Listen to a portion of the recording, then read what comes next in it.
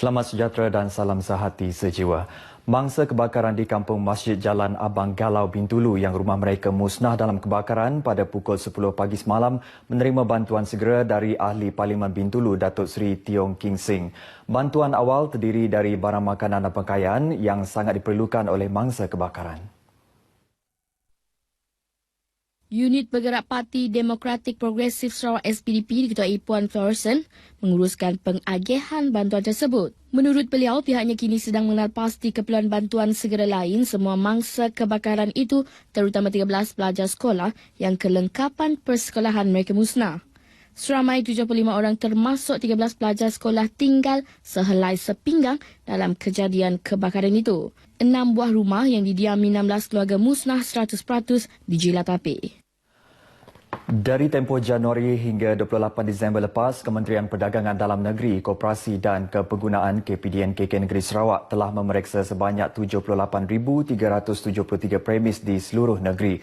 Menurut Timbalan Pengarahnya Abdul Hafiz Abdul Rahim, dalam pemeriksaan itu sebanyak 729 kes direkodkan dengan nilai rampasan berjumlah lebih 22 juta ringgit. Jadi keseluruhan 22 juta ini kita telah mengambil tindakan dengan bekerjasama juga dengan lain-lain agensi kerajaan. Lain-lain agensi kerajaan seperti Polis Diraja Malaysia, PGA, Meritin dan pihak-pihak lain di seluruh negeri Sarawak.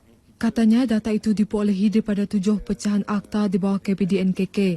Akta Kawalan Harga dan Anti Pencatutan 2011 mencatatkan sebanyak 357 kes, diikuti Akta Kawalan Bekalan 1961 dengan 34 kes, Akta Sewa Beli 1967 6 kes, Akta Perihal Dagangan 2011 104 kes dan Akta Timbang dan Sukat 1972 203 kes.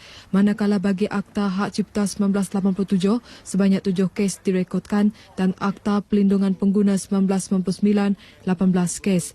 Akta Jualan Langsung dan Skim Anti Piramid 1993 pula tidak mencatatkan sebarang kes. Abdul Hafiz memberitahu demikian ketika ditemui pemberita RTM di pejabatnya di Kuching.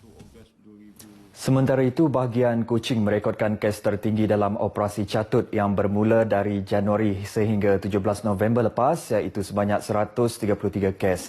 Menurut Abdul Hafiz Abdul Rahim, kes tersebut menghasilkan nilai rampasan berjumlah RM44,965. Bahagiannya mencatatkan kes kedua tertinggi ialah 1,093 kes dengan nilai rampasan RM15,094, diikuti Bintulu dan Mukah masing-masing 66 kes dengan nilai rampasan RM14,997 dan RM11,670. Manakala bahagian Miri merekodkan 49 kes, Limbang Lawas 18 kes, Sri Aman 58 kes, Kapit 22 kes dan Sarike 63 kes. Abdul Hafiz menjelaskan data ini diperolehi hasil pemeriksaan ke atas 47,444 premis perniagaan di seluruh negeri sepanjang tempoh tersebut. Keseluruhannya di Sarawak, Ops Catut mencatatkan 568 kes dengan nilai rampasan RM136,145. Kepelbagaian kaum dan agama bukan penghalang untuk masyarakat hidup bersatu padu, sebaliknya menjadi kekuatan dan mengangkat martabat negara dalam amalan toleransi yang tinggi. Menteri Muda Pelancongan Datuk Lee Kim Shin berkata kepelbagaian budaya di negara ini khasnya Sarawak secara tidak langsung mampu menjadi satu tarikan kepada orang luar yang datang berkunjung ke negara ini.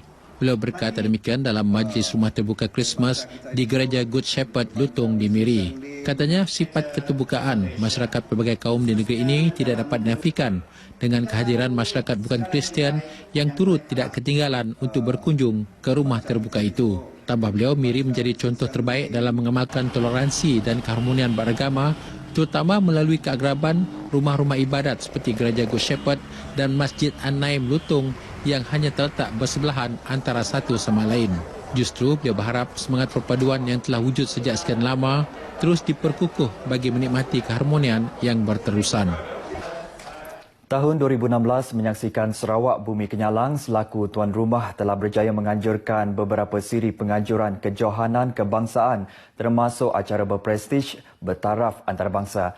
Antaranya Sukan Malaysia, Sukma ke-18, Kejohanan Paralimpiad ke-17, Sukan Orang Pekak Malaysia, Sukma ke-19 serta Konvensyen Persatuan Kongres dan Persidangan Antarabangsa IKA 2016. Setelah 3 kali bidaan, akhirnya buat pertama kalinya Konvensyen Persatuan Kongres dan Persidangan Antarabangsa EKA ke-55 diadakan di Malaysia pada November lepas dengan Sarawak dipilih sebagai tuan rumah. EKA yang memasuki edisi ke-55 selepas Argentina pada tahun 2015, Turki 2014 dan China 2013. Sarawak memenangi bidaan untuk menganjurkan EKA kali ini pada tahun 2013 menyaksikan Malaysia mengalahkan Prague, Republik Czech. Pemilihan Bandaraya Kuching sebagai venue persidangan ini atas faktor pengiktirafannya sebagai bandaraya perpaduan sekaligus menjadi satu penghormatan bertepatan dalam mempromosi Sarawak sebagai destinasi pilihan penganjuran mesyuarat, insentif, persidangan dan pameran atau MICE. Kira-kira 500 delegasi dari 98 buah negara hadir pada persidangan 4 hari itu. Sarawak juga menjadi tuan rumah bagi Kongres Tanah Gambut Antarabangsa ke-15 IPC 2016 selepas Malaysia berjaya memenangi bidaan bagi Kongres berkenaan di Finland pada Jun 2010. Ia merupakan kali pertama Kongres demikian diadakan di luar Amerika Utara dan Eropah sekaligus menjadikan Malaysia negara pertama di Asia selaku tuan rumah bagi IPC. Lebih 1,000 perwakilan daripada lebih 30 negara menghadiri persidangan 5 hari itu yang dirasmikan oleh Tan Sri Adanan. Tallinn, Estonia akan menjadi lokasi ke-16 bagi kongres ini yang akan diadakan pada Jun 2020. Penganjuran Sukma edisi ke-18 disifatkan yang terbaik dan menarik setakat ini. Menyatakan demikian pada majlis penutupan Sukma ke-18, Timbalan Perdana Menteri Datuk Seri Ahmad Zahid Hamidi berkata, acara tersebut bukan sahaja penuh signifikan dalam memperkukuh perpaduan masyarakat pelbagai kaum, malah banyak rekod baharu telah tercipta selain menyaksikan pelbagai kemudahan telah dibina yang perlu dimanfaatkan sepenuhnya dalam pembangunan atlet. Pada kejohanan kali ini, Sarawak perlu akur dengan kekuatan kontinjen Selangor apabila hanya mampu pada kedudukan kedua dengan 57 pingat emas berbanding Selangor 59. Walaupun jauh melepasi kutipan 48 pingat emas dalam Sukma Perlis 2014, namun meleburkan hasrat untuk mencapai sasaran 72 pingat emas dalam tamasya kali ini. Atlet Melaka, Khairul Hafiz Jantan, 18 tahun dan pemanah tepat Sukma, Nur Akila Yusof, 17 dari Terengganu, masing-masing dinobat sebagai atlet lelaki dan wanita terbaik Sukma Sarawak 2016. Khairul memecahkan rekod 18 tahun jago pucuk negara wet senyambik 10.30 saat dengan catatan 10.18 saat. Sementara itu, Nur Akilah yang pada mulanya mahu menolak penyertaan berikutan perlu menduduki peperiksaan sijil pelajaran Malaysia tahun ini berjaya memadam rekod 14 tahun milik S. Anbarasi dan rekod kebangsaan baharu 328 mata dalam acara recurve 70 meter. Selain Sukma, Sarawak turut berjaya menganjurkan kejohanan Sukan Paralimpiad Malaysia ke-18 menyaksikan penyertaan seramai 1,407 atlet dalam 9 acara sukan. Olahragawan milik atlet renang Yong Chung Wei dari Selangor dan Lim Carmen dari Pulau Pinang pula sebagai olahragawati, manakala juara kontinjen milik pasukan tuan rumah Sarawak. Sarawak berjaya memperoleh 84 pingat emas mengatasi kutipan emas dalam Sukan Paralimpiad Malaysia ke-17 di Perlis selain berjaya melepasi sasaran 80 pingat emas. Sepanjang kejohanan berlangsung, turut menyaksikan sejumlah 50 rekod baharu kejohanan telah dicatat masing-masingnya, 46 melalui acara renang dan 4 rekod baharu angkat berat. 2 rekod kebangsaan turut dipecahkan dalam acara angkat berat oleh atlet Vishen Jasni dari Pahang selain Andy Bak dari Sarawak. Selain Sukma dan Paralimpiad, Sarawak seterusnya menganjurkan Sukan Orang Pekak Malaysia ke-19 Sopma 2016. Kontinjen wilayah persekutuan dinobatkan juara keseluruhan dengan kutipan 12 pingat emas. Kontinjen tuan rumah Sarawak hanya memperoleh 6 emas dan akur dengan kehebatan kontinjen teratas dengan kedudukan ketiga bagi keseluruhan kontinjen. Muhammad Syarul Azmir Azman, 21 dari Perak, diumumkan sebagai olahragawan dengan mencipta 2 rekod baharu acara larian 400 meter dan 800 meter serta merangkul 4 pingat emas. Manakala olahragawati pula dianugerahi kepada atlet bowling 10 pin Sarawak Sia Chiu Ing yang berjaya meraih 3 pingat emas dalam acara perseorangan, berguarita dan campuran. Tahun 2016 telah pun melabuhkan tirainya dengan membariskan pelbagai peristiwa pahit dan manis dan akan terus memahat nostalgia yang tersendiri dalam lipatan sejarah bagi pedoman dan pembaikan dalam mengharungi tahun-tahun yang mendatang.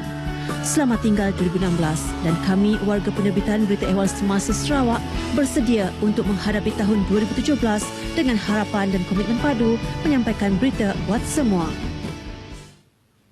Pertubuhan Belia Kebangsaan Bersatu Sarawak Saberkas Tanjung Datu akan meneruskan usaha untuk mempelopori sukan bola sepak daerah Lunduk bagi mencari bakat baharu sukan popular tersebut. Pengerusi Saberkas Tanjung Datu, Ramdan Mahari memberitahu ia berikutan sambutan yang amat menggalakkan dalam kalangan belia di daerah itu seperti pertandingan Liga Bola Sepak Tertutup Daerah Lundu, Piala Ketua Menteri Tan Sri Adnan Satem dan Piala Datin Petinggi Datuk Jamilah Haji Anu. Kita sebagai Saberkas mungkin cuba nak mempelopori sukan ataupun cuba nak mempelopori dan mengumpul balik pemain-pemain berbakat di daerah Lundu ni kan. Jelasnya lagi, pihak Saberkas telah merancang untuk mengembalikan kegemilangan sukan tersebut dan seterusnya mencari dan mengasah bakat baharu untuk menyertai pertandingan Liga Bola Sepak di peringkat bahagian kelak. Ramdan ditemui pemberita semasa pertandingan akhir liga tersebut yang berlangsung di Stadium Lundu. Seramai 20 pasukan terdiri 4 pasukan wanita dan 16 pasukan lelaki menyertai pertandingan itu yang bermula 19 November lepas. Turut hadir untuk acara sepak mula ialah Adun Saribas Razi Sitam. Saudara, dengan bahan berita itu tadi, sekian Nasional 7 dari Sarawak. Selamat menyambut Tahun Baru 2017 kepada penonton setia TV1. Kita kembali ke Angkasa Puri bersama Taufik, silakan.